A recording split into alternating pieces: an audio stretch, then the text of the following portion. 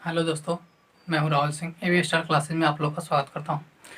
आज हम लोग देखेंगे, जैसा कि यहाँ लिखा हुआ है, उत्तर वैदिक काल से संबंधित कुछ प्रश्न। और इसी प्रकार के जो क्वेश्चन है आपके एग्जामों में देखने के लिए मिलते हैं, और इसी तरह के क्वेश्चन और इतना ही क्वेश्चन जो है मिलते हैं क्वेश्चन, और इसको देखेंगे। जैसा कि हम लोग जानते हैं कि हड़प्पा सभ्यता के बाद जो है एक वैदिक साहित्य का जो निर्माण हुआ। जब हड़प्पा सभ्यता का पतन हो रहा था तो उसी टाइम हमारे भारत के पश्चिमोत्तर साइड में जो है एक सभ्यता का जो है निर्माण हो रहा था। उसी को हम लोग उत्तर वैदिक सभ्यता के नाम से या वैदिक सभ्यता के नाम से जानते हैं। वैदिक सभ्यता को दो भागों में हम लोग बांटते हैं। तो यहाँ पर वैदिक सभ्यता ही लिखा गया है, तो वैदिक सभ्यता को दो भागों में बांटते हैं। पूर्व वैदिक सभ्यता, जिसको बोलते हैं ऋग्वैदिक काल, यानी ऋग्वैदिक सभ्यता, या ऋग्वैदिक क्या होता है, काल के रूप में देख सकते हैं, साहित्य के रूप में देख सकते हैं।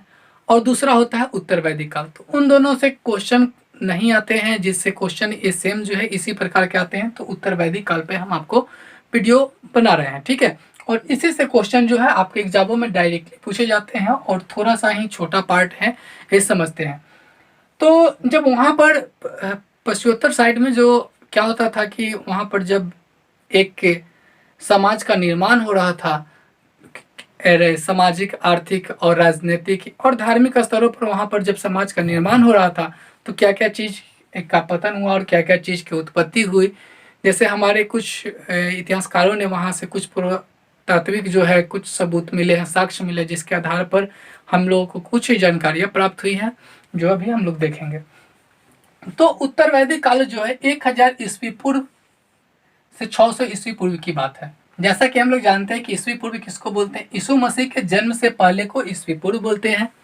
और जन्म के बाद से जैसे कि 2001 2002 जैसे कि हम लोग जानते हैं, या एक से स्टार्ट हुआ, तो वहाँ से जब स्टार्ट हुआ तो वहाँ से हम लोग ईस्वी बोलते हैं। लेकिन उससे पहले जो था उसको ईस्वी पूर्व के रूप में हम लोग जानते हैं। तो ये जो बात है ये लगभग 3700 वर्ष पहले की बात है, 3700 वर्ष ईस्वी पूर्व की बात है, ठीक है। जब क्या हो रहा था कि हड़प्पा सभ्यता का पतन हो रहा था, तो उसी टाइम इस सभ्यता का जो है शुरुआत हुआ था। और उसी टाइम का जो है पता लगाया गया था कि हाँ, ये काल जो है किस रूप में देखने के लिए मिला, और वहाँ पर क्या क्या चीज़ की उपलब्धता थी और क्या क्या चीज़ की ज़्यादा महत्व दिया जाता था, यही सब चीज़ हम देखेंगे। वहाँ पर सर्वप्रथम लोहे का जो है प्रयोग किया गया था। अभी तक जो इस काल की बात कर रहा है, अभी तक कोई भी लोहे का प्रयोग नहीं किया था। ये पहला उत्तर वैदिक काल है जब आपका लोहे का क्या हुआ था, प्रयोग हुआ था, ठीक है। बहुत बार क्वेश्चन में आता है कि हाँ, किस काल में लोहे का प्रयोग सर्वप्रथम किया गया था। तो उत्तर वैदिक काल में क्या किया गया था, लोहे का प्रथम प्रयोग किया गया था। उसके बाद खेती इनका मुख्य पेशा था। ये खेती जो है आप लोग शुरू से देखते आ रहे हैं कि खेती सबका क्या है, मुख्य पेशा था। क्योंकि जीवन जीने के लिए अन्न की जरूरत पड़ती है, और अन्न आएगा कहाँ से। तो अन्न जब तक आप खेती नहीं कीजिएगा तब तक जीवित नहीं रहिएगा, और जीवित नहीं रहेगा तो क्या किसी सभ्यता का निर्माण होगा, नहीं होगा। तो इनका भी क्या था कि खेती पर मुख्य विशेष ध्यान देते थे, और खेती ही इनका मुख्य पेशा था, ठीक है। प्रजापति ब्रह्मा जो थे, प्रजापति ब्रह्मा इनके महत्वपूर्ण देवता थे। कभी कभी ये भी क्वेश्चन में पूछा जाता था कि उत्तर वैदिक काल में किनको देवता माना जाता था। तो किनको माना जाता था, प्रजापति ब्रह्मा। ये डायरेक्ट क्वेश्चन आते हैं और आए हुए भी हैं कभी कभी एग्जामों में, बहुत से एग्जामों में देखने के लिए मिला भी है।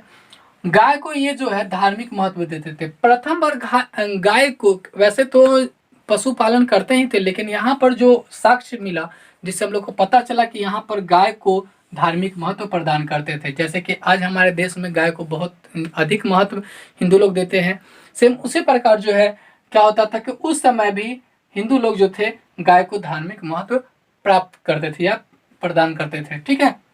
पहली बार हिंदू धर्म में मूर्ति पूजा, जो आज के दिन में भी मूर्ति पूजा हम लोग के यहाँ होती है, मूर्ति पूजा तथा जानवरों की बलि देने की शुरुआत हुई। ये बहुत बार क्वेश्चन आया है कि बलि देने की, जानवरों को बलि देने की शुरुआत किस काल में हुई। तो किस काल में हुई, उत्तर वैदिक काल में। ध्यान से देखिएगा, जब जीके का क्वेश्चन आपके एग्जामों में आते हैं तो यहाँ से क्वेश्चन जरूर आप लोग को देखने के लिए मिलेंगे। तो क्या हुआ कि बलि देने की शुरुआत जो हुई उत्तर वैदिक काल में हुई, और क्या हुआ, मूर्ति पूजा के भी शुरुआत जो हुआ उत्तर वैदिक काल में ही शुरू हुई थी, ठीक है। अब उसके बाद आ गया वर्ण व्यवस्था। जन्म पर आधारित थी, यानी जन्म पर आधारित थी। जैसे कि राज्य तंत्र में हम लोग देखते हैं कि राजा का पुत्र ही राजा बनेगा, उसी तरह का क्या हुआ था, वर्ण पर आधारित जो है वहाँ का राज्य बनने लगा, वर्ण पर आधारित चलने लगा। ठीक है, वहीं से और प्रथम बार भारतीय समाज में राज्य, राजा और व्यक्तित्व संपत्ति के विचार का क्या हुआ, शुरुआत हुआ।